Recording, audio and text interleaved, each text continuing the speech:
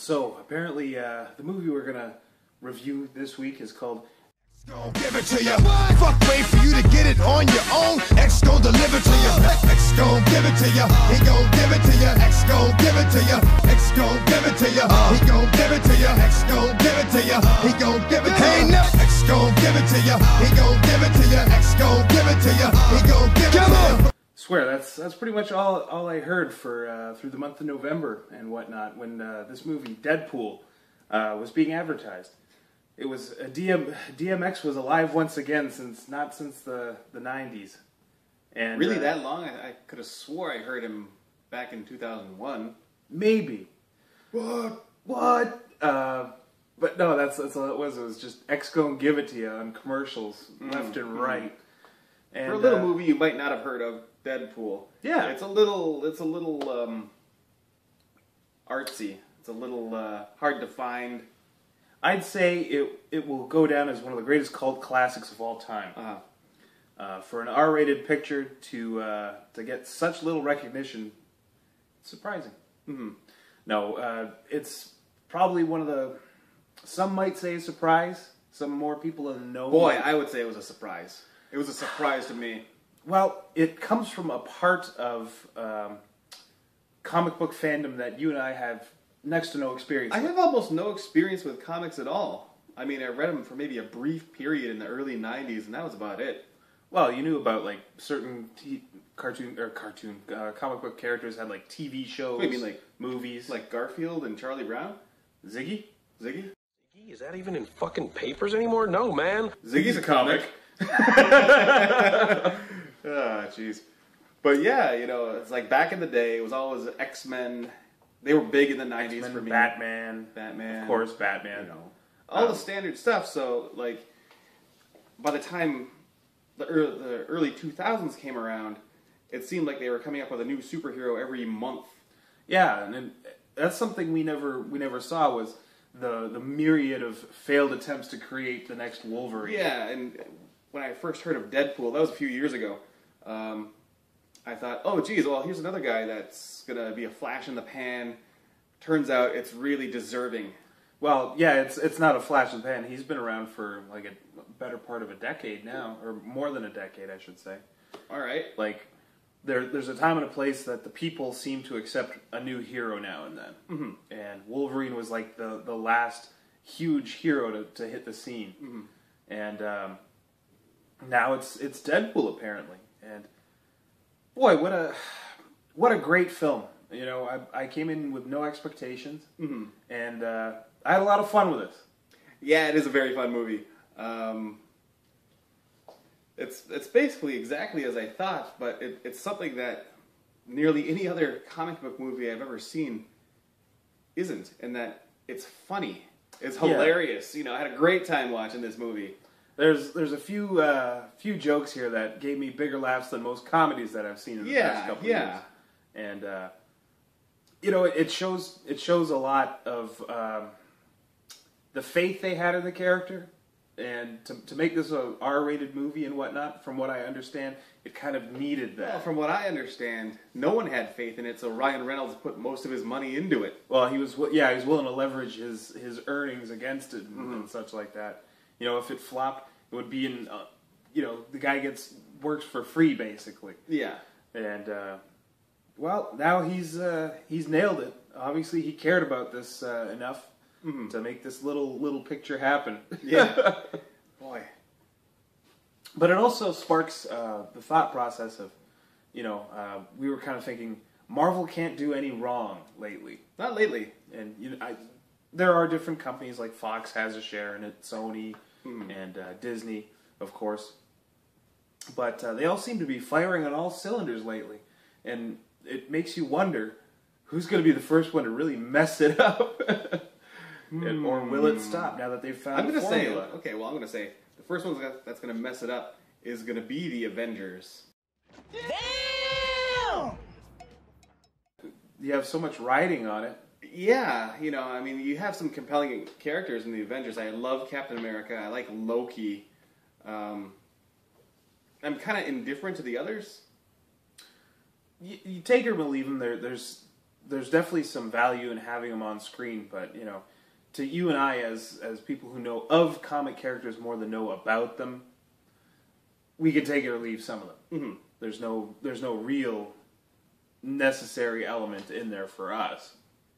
Just keep the action flowing, keep it interesting, and keep it light. Actually, you could say that Spider-Man was the first flops from Marvel. Yeah. I mean, like post this MCU, they call it, which started with. You could say the same maybe about the X-Men. Well, the X-Men, that's another property. That's not technically a part of the MCU. Okay, all right. But you know what I mean. Like, they're all building towards that Infinity War. Mm-hmm. And Spider-Man's a part of it now. But, you know, Tobey Maguire was never a thought. That's a shame, because I like Tobey Maguire as Spider-Man. Spider-Man, John Spider-Man. No, and where Deadpool fits into this, I'm not quite sure, because everyone's brokering deals. It's a big thing, because these movies all seem to pull in, you know, $300 to $500 million when they're released.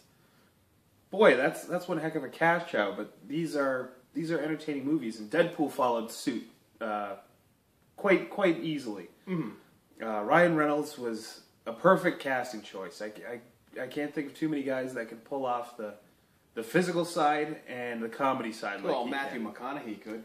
Maybe he's not that.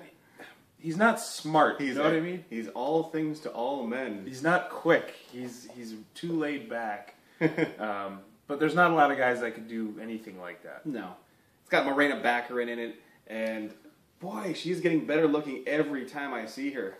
Well, she's starting to get some features. That's one thing I noticed is back in the Firefly days, she was just this kind of soft, doe-eyed, you know, long as hell neck. That's pretty much her selling point. She was a stripper then, and she's a stripper now in this movie. Mm-hmm. It comes full circle. It comes full circle. You know, that one time around the sun, though, that really helped her out. Yeah. But all things considered, yeah, Deadpool, I don't think there's too much we have to break down the plot with, because a movie like this, seemingly everyone's seen it.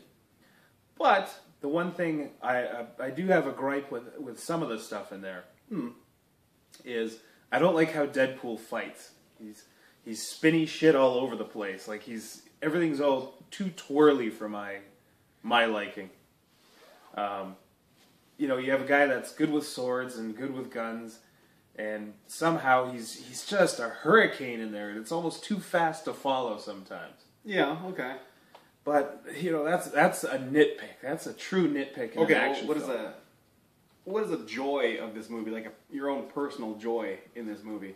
The one thing that I like in terms of a joy is it paints the X-Men universe in a much lighter tone than it's seen in all of the movies recently for the X-Men franchise. It's you know, it's like there's like civil rights uprisings and strife, and you know, people are getting suppressed, people are going to get tortured for information, and nobody's having a good time in those movies. It's just desperate, dark, and we're just getting by with even with these superpowers. Boy, it was nice seeing some people having some fun with it for once. Mm-hmm. And it's a tonal shift where I can see this whole Marvel thing going pretty dark pretty fast the closer they get to that apex of the Infinity War. Well, my own personal nitpick for this movie is, well, I actually don't have one. In my mind, this is about as perfect a superhero movie as can be. Mm-hmm. This is my favorite superhero movie from Marvel, maybe of all time, maybe not. Oh, you had a big love for Thor, the Dark World. Yeah, I like the Dark World. I like the Keaton Batman. I like that, but this one's something special. So I have no nitpicks with this movie whatsoever. My one little hidden extra joy in this movie is definitely the soundtrack. You know, right from Juice Newton to that one song was that shoop shoop be-doop. Yeah, that was an awesome song. I completely forgot about that. You know, they throw in some Chicago in there at the end. And I want you here with me. From tonight until the end of time. You know, it's actually great. It is, and It's a little off the wall. You know, it's got Wham in it. You know, it's kind of the thing though. Is it's strange soundtracks are becoming the thing of the current era of the now, of the now. of the desert of the real. And they're going to run out of good songs after a while. And I get this feeling where you're just going to come across a soundtrack and it's just too quirky, and you tried way too hard to get this album together. And thankfully, it's not going to be for a little bit. I think Indiana Jones said it best, maybe, but not today. And I want you here with me.